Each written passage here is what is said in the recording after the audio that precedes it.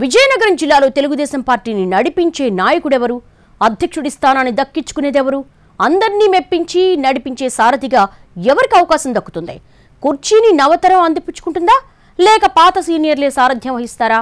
ఇప్పుడు ఈ ప్రశ్నలే అక్కడ వినిపిస్తున్నాయి. జిల్లా అధ్యక్ష పదవి కోసం ఒకే సామాజిక వర్గ నేతలంతా లాబింగ్ చేస్తున్నారా? ఇంతకీ పోటీలో ఉన్న నాయకులెవరు? విజయనగరం జిల్లాలో తెలుగుదేశం పార్టీని నడిపించే నాయకుడు కనుచూపు మేరలో కనిపించడం లేదట. అధ్యక్ష స్థానం ఎవరిని వరిస్తుందా అన్న టాక్ నడుస్తోంది. ఒకవైపు మున్సిపల్ ఎన్నికలు, మరోవైపు స్థానిక సంస్థల ఎన్నికలకు సమయం ఆసన్నమవుతోంది.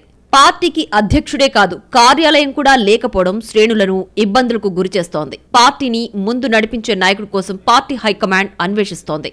భవిష్యత్తు రాజకీయాలను దృష్టిలో పెట్టుకుని అన్ని విధాలా సమర్థులైన వారికి పార్టీ పగ్గాలివ్వాలని క్యాడర్ కోరుతోంది. అయితే ఆ స్థాయి నాయకుడు ఎవరన్న దానిపై భూతద్దం పెట్టి వెతికినా దొరకడం లేదట. చీపురుపల్లి, శృంగవరపుకోట మినహా అన్ని చోట్ల కొత్త నాయకత్వమే ఉంది. పార్టీకి అన్ని విధాలా అండగా నిలిచేవారిని అధ్యక్ష పదవిలో కూర్చోబెట్టాలని హైకమాండ్ భావిస్తోందట. పార్టీ ఇన్ఛార్జిగా కిమిడి నాగార్జున క్రియాశీలకంగా వ్యవహరించారు. పార్టీ అధ్యక్షుడిగా నాగార్జున ఉన్నప్పటికీ అశోక్ బంగ్లాకే పరిమితమయ్యారు. అప్పుడప్పుడు నెల్లిమర్ల, విజయనగరం నియోజకవర్గాల్లో తప్ప మిగిలిన చోట్ల పెద్దగా కనిపించిన పరిస్థితి. కూటమి అధికారంలోకి వచ్చిన తర్వాత బంగ్లాకి కళా వెంకట్రావు రావడం మానేశారు. రాజాం ఎమ్మెల్యే కొండు మురళి కూడా అడపాదడపా కనిపిస్తున్నారు. బొబ్బిలి ఎమ్మెల్యే బేబీ నాయన ప్రత్యేక కార్యక్రమాలకు మాత్రమే అటెండ్ అవుతున్నారు. పార్టీ జిల్లా అధ్యక్ష పదవి రేసులోకి ఆశావహుల సంఖ్య పెరుగుతూ వస్తోందట. పార్టీ అధికారంలో ఉండడంతో సహజంగానే ఈ పదవి కోసం చూసేవారు అధికంగానే ఉన్నారు. వీరిలో ఒకే సామాజిక వర్గానికి చెందిన వారి మధ్య పోటీ నెలకొంది. గజపతి నగరం మాజీ ఎమ్మెల్యే కొండపల్లి అప్పలనాయుడు గత ఎన్నికల వరకు నియోజకవర్గ ఇన్ఛార్జిగా పనిచేశారు. అయితే ఎన్నికల్లో ఆయన్ను పక్కన పెట్టి అన్న కుమారుడు శ్రీనివాస్ కు టికెట్ ఇచ్చింది టీడీపీ. ఆ తరువాత మంత్రి పదవి దక్కించుకున్నారు శ్రీనివాస్. గుర్తింపు కోసమైనా అధ్యక్షుడు కావాలన్న ప్రయత్నంలో ఉన్నారట అప్పలనాయుడు. కంది చంద్రశేఖర్, సున్వాడ రవిశేఖర్, కరణం శివరామకృష్ణ సైతం తమ వంతు ప్రయత్నాలు చేస్తున్నారట.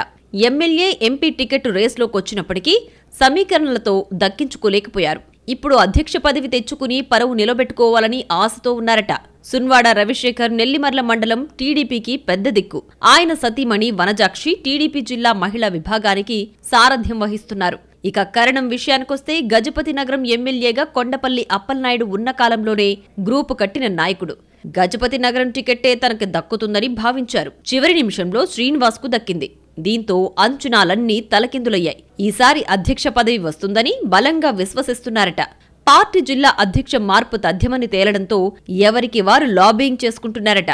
కూటమిలో విభేదాలు తలెత్తకుండా, పార్టీలో సీనియర్లకి, జూనియర్లకి మధ్య అభిప్రాయ భేదాలు ఏర్పడకుండా పార్టీ జాగ్రత్తలు తీసుకుంటోందట.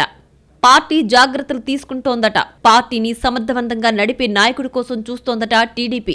లాబింగ్ ఏ మేరకు పనిచేస్తుందో వేచి చూడాలి.